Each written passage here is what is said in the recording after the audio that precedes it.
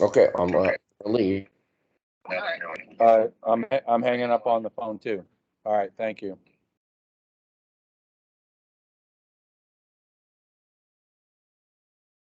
All right, Mosh, can you still hear me on the webinar?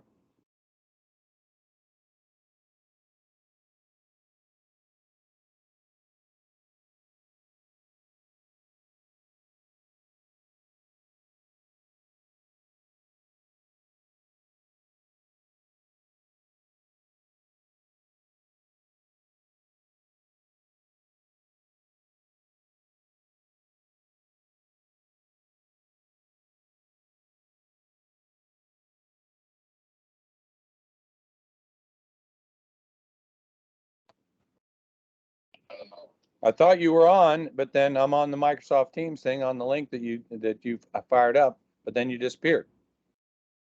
Oh, I thought we were jumping off. I just jumped off so I could just reread my notes from. Oh, okay. All right. That's fine. As long as you can get back on, I'm going to go ahead and stay on. I'm going to join. I'm going to just join again. Just make sure you can. Right. There you go. Okay, cool, man. All right. All right. Yeah, bye.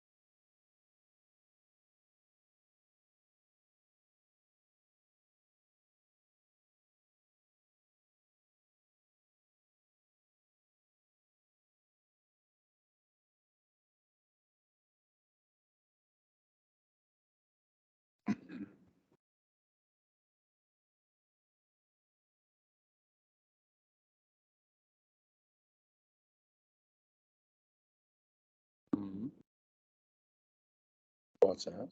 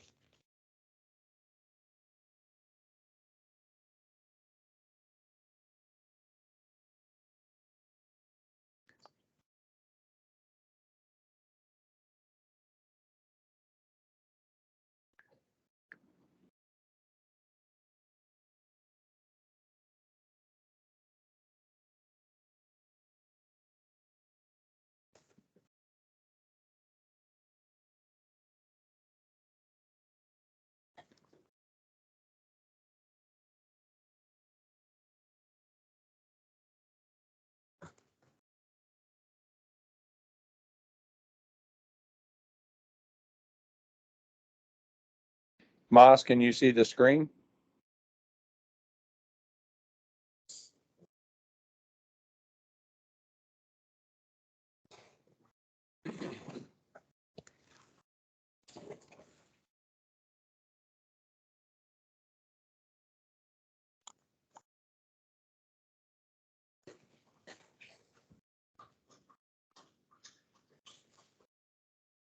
There you are.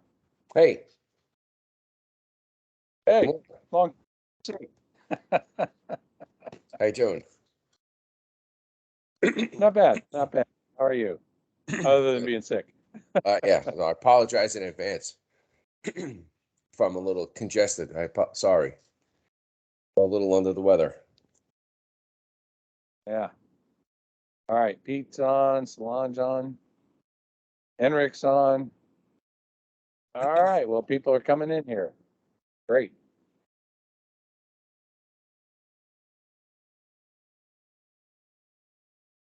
All right, well, time's of the essence. It's 10:01. It's folks, I know a lot of people listen to the recordings on this too.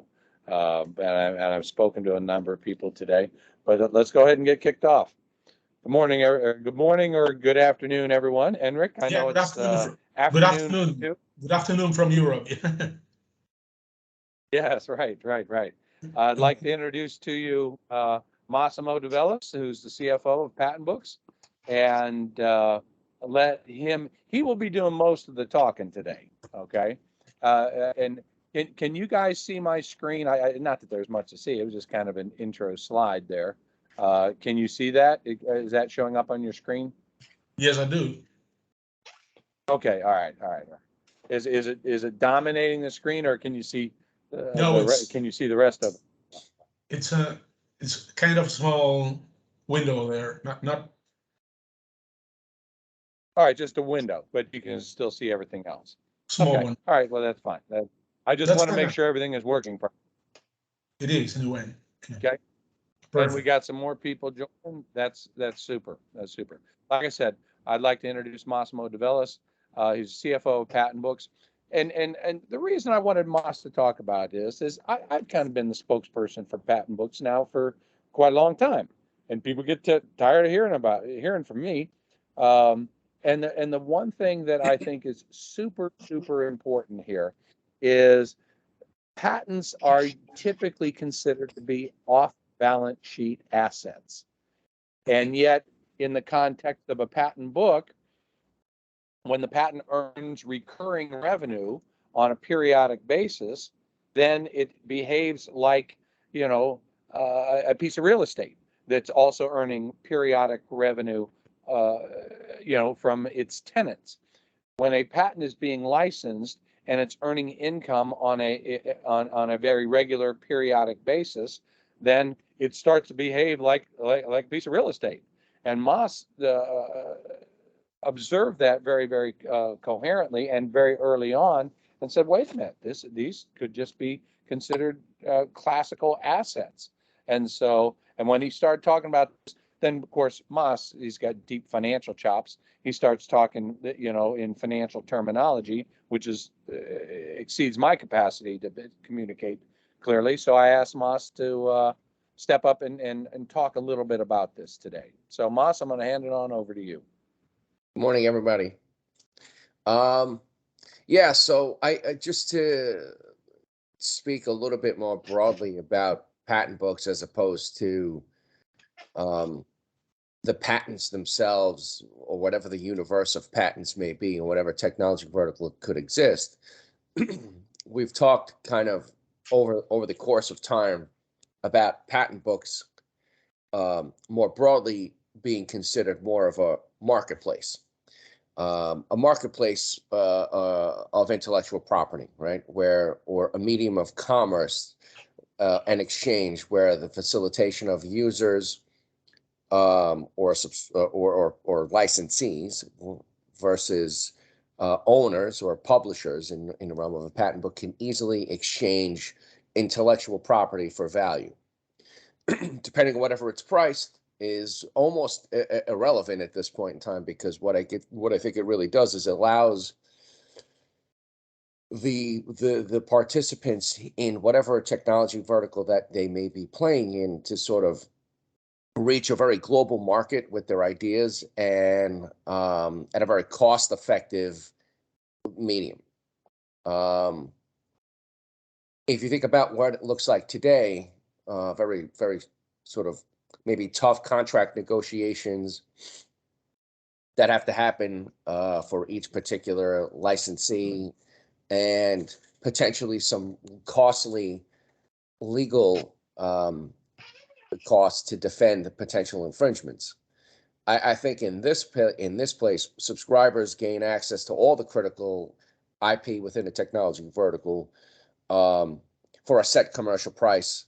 And the other sort of, just broadly speaking, the other big thing is the amnesty piece that patent books provides all the participants. So if you're in a patent book, the subscribers and publishers are kind of making it a lock-in agreement to not litigate, which opens the door to a wider, freedom to operate than you see in most other, instances.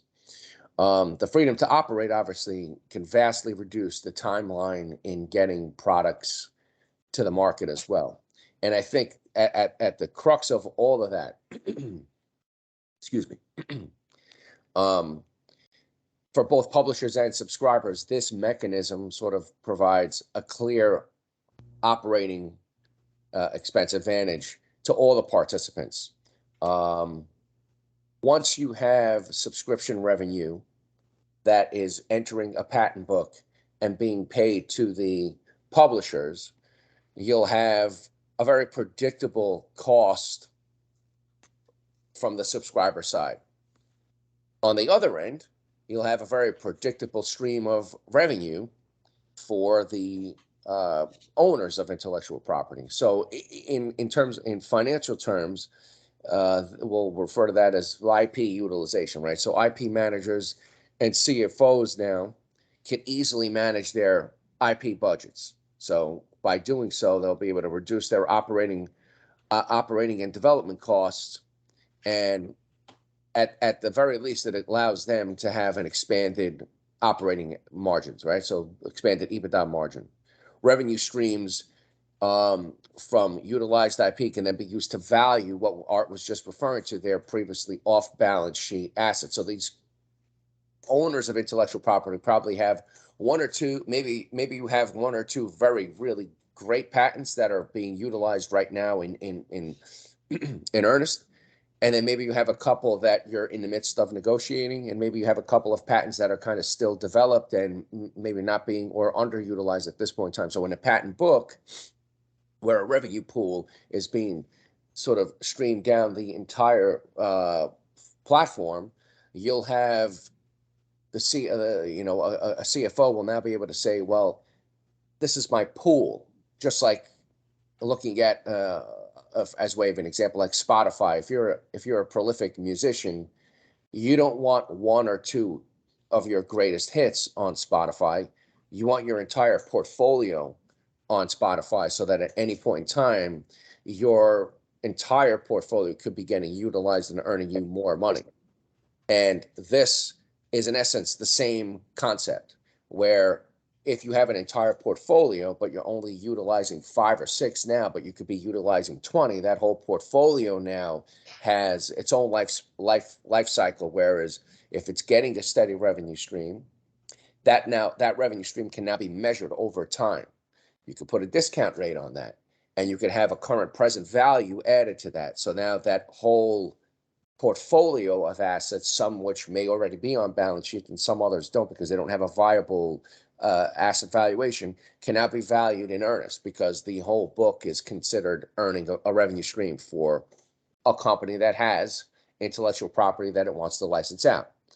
And once that revenue stream is recognizable and you could forecast it better, you could sort of get leveraged financing for those assets or enhanced financing for those assets, in essence, buffering your working capital needs in the near term. So it clearly offers a much more direct OpEx advantage for financial managers. So I think what PatentBooks does, other than what we said before of creating this marketplace of exchange, I want to get back to that for a minute because it's kind of critical as well. It allows at least the internal financial manager now to forecast and to be able to utilize the intellectual property in a more meaningful way. Excuse me. In a more direct way today. And it kind of bridges the divide between, I think, what was usually a very distinct accounting process on one side and a very distinct engineering process on the intellectual property side of a business. And so now it allows those two departments to come very close together in terms of utilizing those assets. Whereas, you probably have many instances where you had CFOs that can't value an asset, and you have a bunch of engineers that think, I need an IP budget of X, and I can't get that because I can't ascertain the return on investment for the previous capital that was deployed in development of these assets. Well, if it's in a patent book, the life cycle becomes a little bit more closer to your expense cycle. Or I should say the revenue cycle becomes a little bit more matched with your expense cycle as the development of those assets is occurring. The other thing that I think Patent Book provides another pretty large financial benefit is, if we think about it as a medium of commerce, the size and breadth of the universe, like Spotify as a way of example, becomes super critical. As people adopt the new technology, and each technology vertical becomes a little bit larger and more comprehensive, and the amnesty clause, which is embedded in the operations of each technology vertical or each patent book, you have a de-escalation of risk. So now financial managers could look at the landscape and say, okay, if we're utilizing intellectual property and the risk of litigation has come down dramatically, the overall cost of operating an intellectual department and or budget therefore is lower. If you look at the cost of 3 years, 5 years, 10 years, the probability of litigation going down as the universe increases and everyone is afforded amnesty, you could imagine a situation where the litigation cost, which is always a variable, and the size of that litigation is never really determinable until you go to comparables. Well, now you have a universe that has all the potential comparables in it by virtue of everyone's participation in the patent book. So as you're de-escalating risk, you're streamlining everybody's revenue stream for the actual assets, allowing them to be on balance sheet now for enhanced financing, and mitigating the cost of litigation, and thereby mitigating the cost of internal legal or external legal, which is now an additional OpEx advantage other than just the patents themselves and the revenue that they incur. So I think the benefits are multifaceted by virtue of having a very large universe and having a clear and distinct visual of all the comparables within a technology vertical. So now no one's actually having to go and search for comparables in a litigation because they already exist in the patent book. And by virtue of the revenue streams that they're now receiving and they're recurring, you could ascertain what the true value of the whole book is, or any part in the book, so that you can, if there ever were a part, if you're ever suffering from litigation from a participant that's outside of the patent book, it will be clearer to the marketplace, as we discussed it before, what the true value, what the true cost, and what the true revenue stream is. As they always say, nobody has an ugly baby until you go to court, right? And then you're discovering in court what the true cost is. PatentBooks provides a very universal cost by the medium of exchange that we talked about before. And I think that's sort of where I'd like to leave it for any questions or any thoughts. I hope I kind of walked everybody through my thought process clearly, but feel free to jump in at any time, Art, Pete, or anybody if you have questions. Yeah, thank you, Moss. That's very good explanation there. I and see, as I introduced you, of course, you articulate this in terminology that rolls off your tongue, okay? But because this is the world that you live in, and I live in the world of patents and patent licensing. But here's where they do merge and come together. Very, very exciting, because most people I mean, we were on the phone. Pete and I were on the phone this morning with folks from a company called Acument. I don't know if you know these guys, but they build Torx head screws, okay, and they have an active licensing program, and that's and so we said, hey, you ought to consider PatentBooks as another channel for your licensing. This will complement their existing licensing program because they go out and do big deals with big guys. But this also then provides them an opportunity to open up another channel for income for their patents and to reach out licensing wise to other people. I mean, because if you think about a Torx head screw, you're going to find those in cars. You find those in cars all the time. Their big market is advanced vehicles. But my current presentations right now are going out to IBM and Qualcomm. Well, IBM, you wouldn't think of a Torx head screw being licensed by IBM, but in the context of the patent book, should Acument participate in the patent book, they can. They will be. They will be able to count IBM as a licensee if IBM Art, can I subscribe. Sure. Mind if I jump in for a second, Art? Go right ahead. Based on what you were saying, it just kind of, I think what I was saying before about the sort of convergence of intellectual property departments and the financial engineering departments. I think a lot of people, and this is just me sort of supposing. I don't have any anecdotal evidence to support this, but I suspect from a financial standpoint, you've had many instances where you have really unique patents that earn a significant amount of money. And so licensors focus on those, and they never want to disrupt the cash flow from any one particular license that may be earning them X amount of dollars.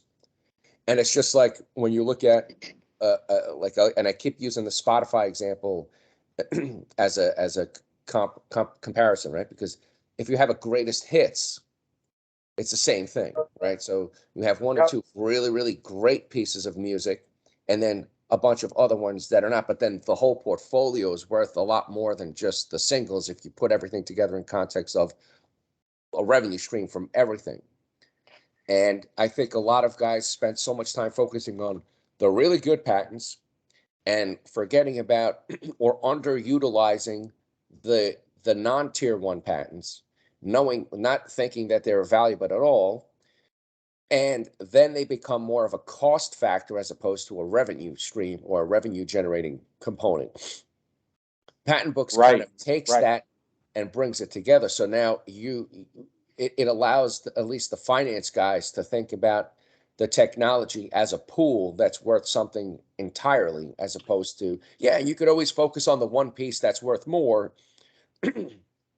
But like once you've spent money and you've allocated capital and you've deployed that capital in the development of, let's say, 10, 20, 30 pieces of technology and 5 of them are good, do you then just, at what point in time do you say, all right, I'll write off the other 5 or 6, or are the other 5 or 6, can I utilize them to some other degree since I've already deployed the capital? Can I make a return on that investment over 5 years, over 10 years? Maybe it's not as large as the return on the top 3, but or do I just write it off as a loss? It just doesn't make sense to do that in a marketplace where every asset could be priced accordingly.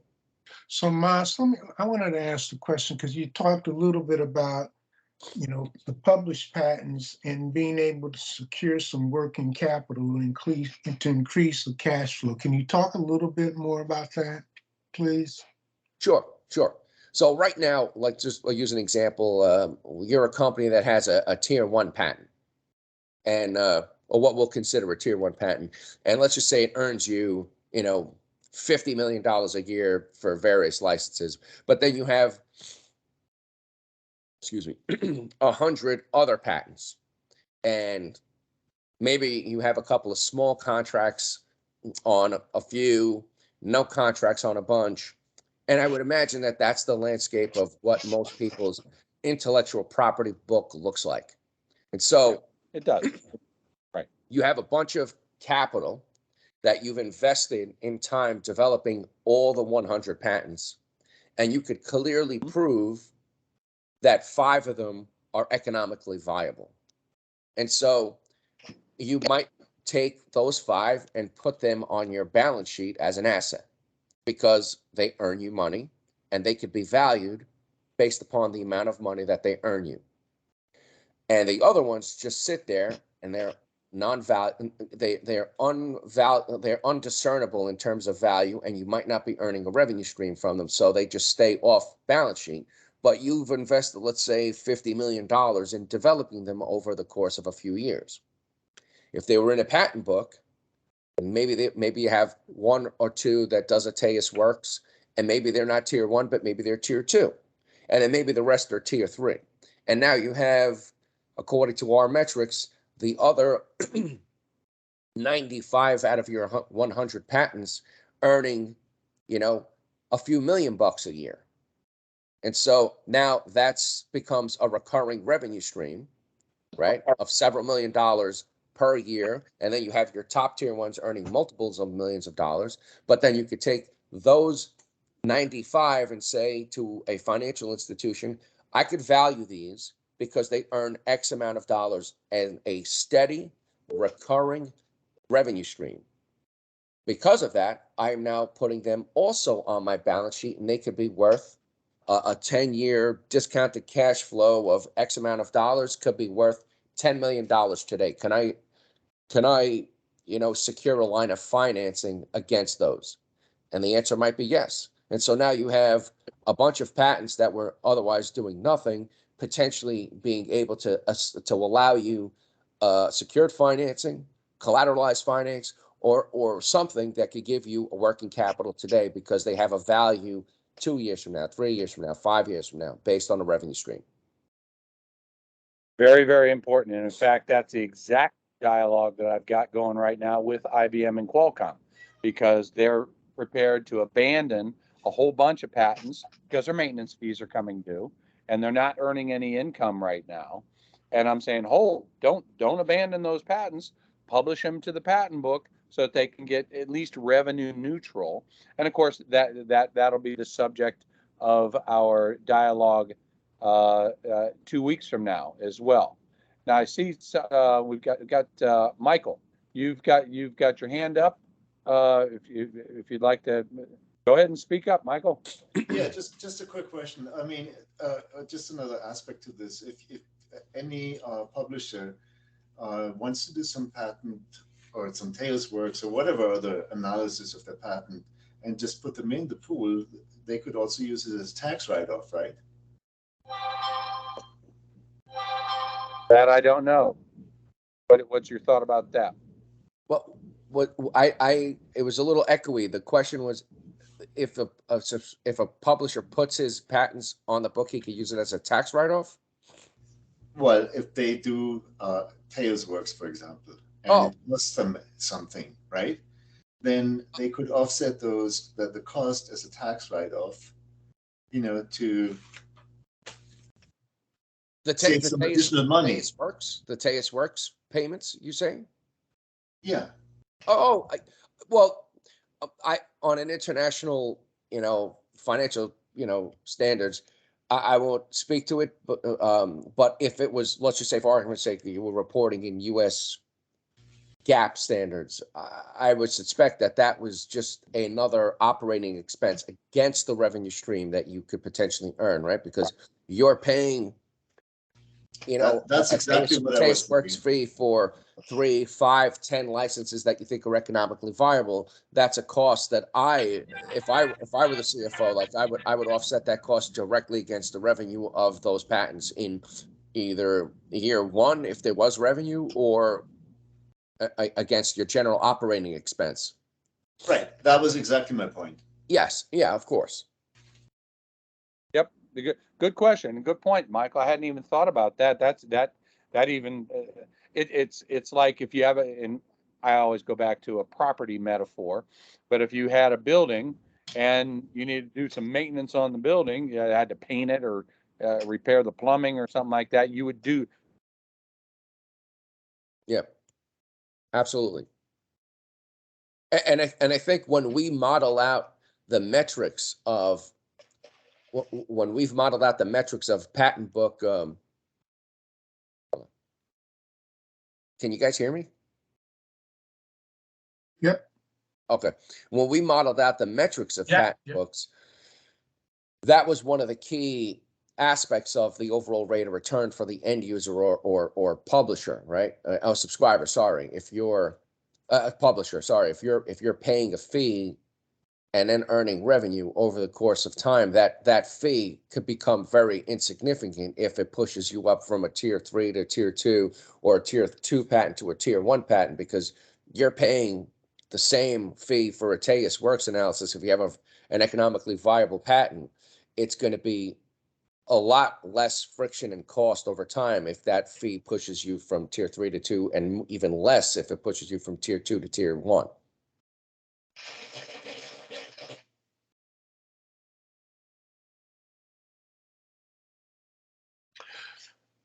Mas, quick Yeah, question. I think Art's trying to speak, but I can't really hear him. Mas is Pete. Hey, Pete. Question. You had mentioned about amnesty for both, or for the publishers and the subscribers. With all the patent litigation that's going on, especially within the automotive industry, how is this a method to help avoid some of those wars? Can you talk about that amnesty point a little bit more? Well, I think Art would probably be better at discussing the amnesty process of a subscription. But I would say, in a world where participants are given amnesty or giving each other amnesty by virtue of contract, you're your cost of operating your intellectual property program diminishes quickly, right? Because everyone who's operating intellectual property programs has to have at least some potential probability assessment of litigation, and by default having either internal legal that's dedicated solely, especially the bigger plays, they probably have internal lawyers strictly dedicated to intellectual property management, and then external lawyers that are proficient in intellectual property sort of litigation, and it's probably some retainer. And if you have a big company, maybe you have 2 or 3 lawyers on your payroll. I think that amnesty, by virtue of what it is, automatically diminishes the landscape of litigation risk. But I Got it. think the other point that to me is more important than that particular point is that as the universe of participants grows within a technology vertical, that patent book in and of itself diminishes and decreases, your litigation risk by, large factors. I don't even know if you can determine it at the onset, because if everyone, that's the importance of the universe being large, right? It's just like Spotify. Nobody would listen to it if there was only a handful of pieces of music on it. But the fact that it has everything on it and you could access every piece of music that you might ever want to hear, you could think about intellectual property in the same way. If a patent book or several patent books hold all or very close to all of all the available patents and everyone's giving each other amnesty, the risk landscape of litigation basically diminishes to potentially almost zero. So then from the flip side, if you're a financial operator, especially a CFO, I think about some of the automotive, CFOs that in the last couple of years have dealt with litigation, and who knows what financial footnote disclosures they put in as a buffer to what the potential litigation was. Like I remember, like Philip Morris, right? When all the tobacco lawsuits started, they had a footnote disclosure of potential, loss due to litigation. It was huge, billions of dollars. But it wasn't like that on day one. And so I think the same thing is happening to CFOs in the automotive industry. They're probably scrambling now to either secure license agreements in place, which is costing them millions of dollars in contract negotiations, or they're probably sitting there thinking, like, what is the probability of litigation?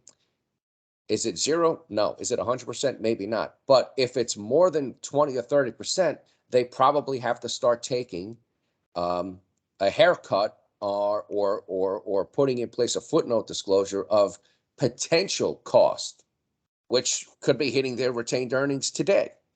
So if that went away, by virtue of the patent book being very large, sort of comprehensive, and amnesty given to all the participants, you could see a situation like that going away rather quickly. So now you have current operating, financial managers saying, okay, maybe my risk now is only 10%. Or maybe the probability is less than 10%. And even if the probability is 10%, possibly the payout, because of all the comparables, is not $1 billion. Maybe it's a couple of $100 million. Maybe it's even less than, $50 million. And maybe we don't even have to think about taking a haircut on our earnings per share today because the risks are so small. We know that it could be mitigated. I hope that answered your question. Got it. Thanks. You're welcome.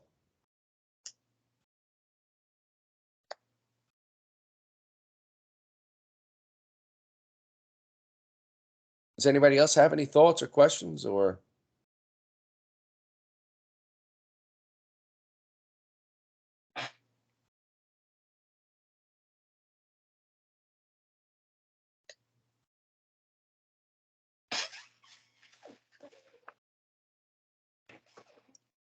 Okay, you guys are here? Yeah, looks like Yes, we're we are. I apologize. My computer started. Of course, Just one Murphy's Law comment. just had to restart, so I had to jump off and jump back on. Just one small and short comment is that thanks, Massimo, for your explanations. It's been very clear, and it clarified to me much what I thought. What the advantages for a publisher is to list all of their patents on patent book, whatever it is, advanced vehicle or whatever. How can these companies leverage this fact to well, to do the uh, balanced translation of these potential benefits then they can have. So it's been clear for me. Thanks for the explanation. It's been a nice presentation. Everything is much clearer to me now. Much more clearer to me now. Excellent. See, and Excellent, that's yeah. the difference. That's the difference between listening to a guy like Moss, who can speak in financial terms, and me, because I'm not a financial guy. So, Moss, thank you again so much Yeah. for I would just explanation. like to close on a final note. I think that Art, Pete, and the guys at PatentBooks and I have, and everybody, we've talked quite a bit about. I think it's a disruptive technology because it changes the way people have done business for the last 20 or 30 years. And I think that so many people in the industry spend so much time focusing on only the economically sound and viable patents today, they forget the rest of the investments that they've made over the course of time and are probably all facing the same. At what point in time do we just write that off and don't even consider making a return on it again? Because these are the 5 that work, these 10 kind of work, and these 20 don't work. And so as time passes by, they probably miss an opportunity to invest a few more dollars into a few items that today don't work quite as well, to improve them and then make them sound and really economically viable assets just by virtue of because they don't have a revenue today. And then they just move on and they focus all their energy, their legal expense on 1 or 2 items as opposed to the whole portfolio. And I think PatentBooks changes that, and I think it changes it in a pretty big way where like operators could say, well, we've invested capital. Let's make sure that we can get a return on that capital. It doesn't necessarily matter that it's one piece or one patent or this patent or the other patent. If you look at your whole book as a financing opportunity, it changes the dynamic with which you could, expend your energy. Very good point. And in fact, I have firsthand experience with Motorola. Motorola, as you guys remember, used to be in making electronic components for cars. Motorola, blah blah. Okay, believe it or not, they had a ton of patents on car alternators, and of course, Motorola morphed into a semiconductor company and a cell phone company, and these patents were sitting there, and people forgot about them. They're costing the company money, and so the left hand says, "Oh, they're costing us money. We're not doing anything in car alternators." They stopped paying the maintenance fees and the renewals on the patents, and all the patents have expired. Okay, except for 2 or 3. On the other hand, there's another guy that's supposed to be managing the portfolio. His name's Mike Krause. He calls and says, "Hey, we got all this car alternator patents. What do you think?" We looked at him and we said, "Oh my gosh, everybody in the planet uses those." And he's getting all excited. Wow, this is a couple $100 million, income patent licensing these car alternator patents. But left hand didn't know what the right hand's doing. He didn't realize that nobody paid the maintenance fees on them, and the patents were all expired. It was hundreds of patents, and completely gone. And they ended up losing the potential upside of that a few $100 million that they could have made from doing it, just because it was a short-sighted move. And I don't mean to put Motorola in the crosshairs on that, which is now owned by Google, but that's in fact what did happen. In fact, I just spoke with Mike Krause the other day. He's working for a Chinese company now, Chinese autonomous vehicle company. So he's pretty excited about PatentBooks, and I look forward to him participating. All right, again, thank you. Thank you, all of you participants, for staying on here with us and listening in and participating.